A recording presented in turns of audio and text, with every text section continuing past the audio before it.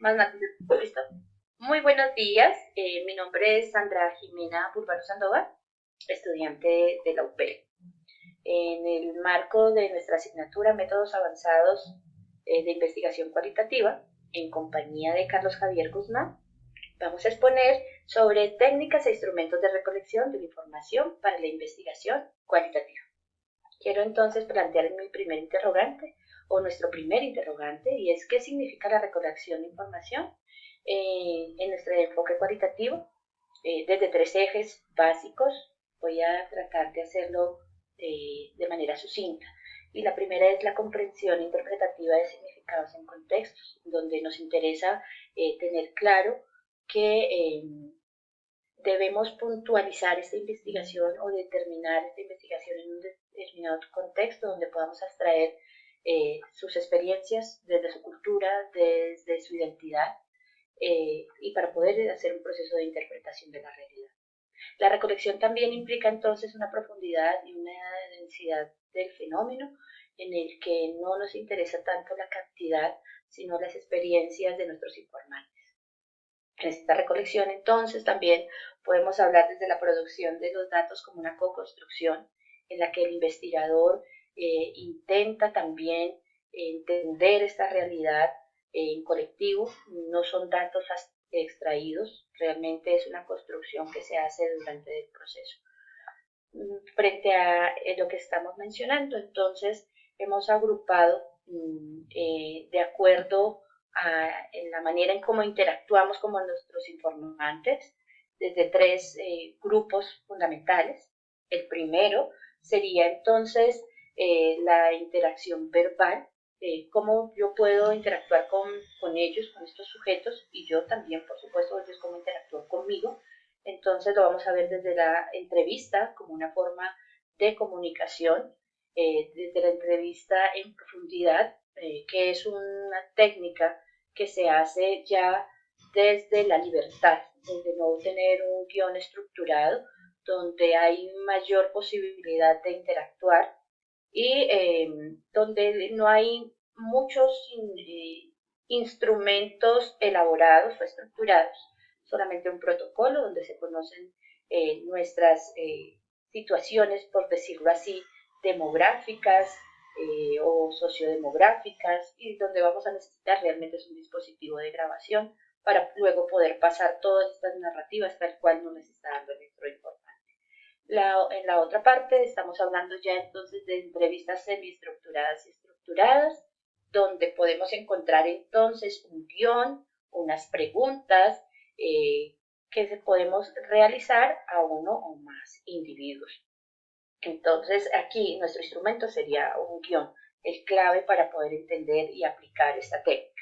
Para finalizar tenemos los grupos focales, que es una discusión guiada entre varias personas sobre un tema específico, aprovechando la integración grupal. Como instrumento entonces tenemos un guión o un protocolo para que tengamos como grupo las pautas claras. Son las representaciones sociales, acuerdos y desacuerdos, porque pues aquí tenemos también encuentros y desencuentros.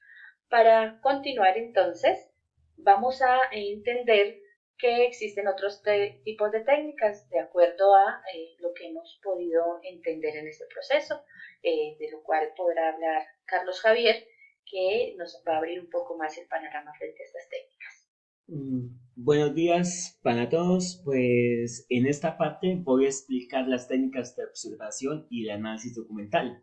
A diferencia de las entrevistas, aquí no solo importa lo que las personas dicen, sino lo que hacen, cómo interactúan y los registros que dejan en los documentos. Como primera parte tenemos la observación participante. En este caso, el investigador se integra al contexto y participa en las actividades. Esto permite comprender mejor las rutinas, roles y dinámicas del grupo. Por ejemplo, un investigador acompaña sesiones de un semillero escolar y para observar cómo se organizan los estudiantes y qué tensiones o liderazgos puedan aparecer. En la observación no participante, el investigador se mantiene a distancia y solo observa desde afuera. Esto es útil para registrar comportamientos y secuencias sin incluir en el grupo. Por ejemplo, sentarse en el fondo de un salón solo para observar cómo interactúan los estudiantes durante una actividad. Análisis de documentos. En esta parte consiste en revisar actas, cuadernos, fotografías o publicaciones en red, y esto nos permite identificar discursos, normas y evidencias del fenómeno sin necesidad de entrevistar a las personas. Por ejemplo, para estudiar la convivencia escolar se puede analizar los reportes de disciplina o el manual de convivencia. Estas técnicas nos permiten observar prácticas y revisar registros que complementan a lo que la gente dice en las entrevistas. Ahora paso a las técnicas de bibliografía y autorregistro.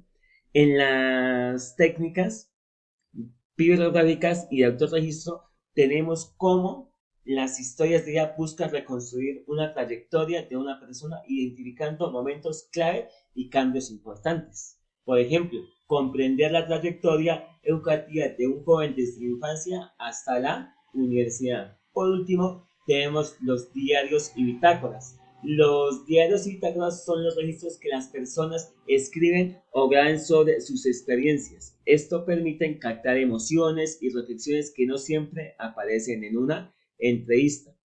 Por ejemplo, pedirle a un docente que escriba un diario durante una semana y sobre cómo le va en una nueva metodología. En resumen, estas técnicas de observación, análisis documental, historias de vida y diarios permiten conocer lo que la gente hace, lo que deja realizado y lo que vive en día a día. Por eso son fundamentales para comprender el fenómeno desde diferentes perspectivas en la investigación cualitativa. Y aquí están las referencias. Muchas gracias.